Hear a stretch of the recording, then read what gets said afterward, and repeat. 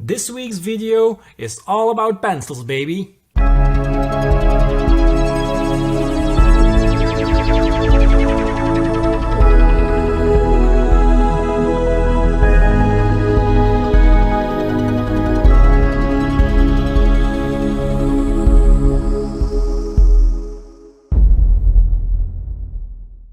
Hi there, and welcome at Smelly Art. In this week's video, I'm going to create an illustration using pencils only and the blending stick, which you can create very cool blending effects with, but you will see that in the video, of course. So pencils only, no other media like digital coloring or inks or paint or whatever. And I also wanted to make it a double challenge and incorporate a style challenge into this illustration as well. This is where I draw a famous character not in its usual style, but in my own style. So it looks totally different. You get it? Get it? And for this style challenge, I chose the character Goku from Dragonball Z. And I used this character once before in one of my previous videos. It was a mashup challenge where I mashed Goku up together with the Incredible Hulk. If you want to see that one again, I will link it down below in the comment section so you can look it up there. It's awesome, but let's watch this video first, shall we? Let's go.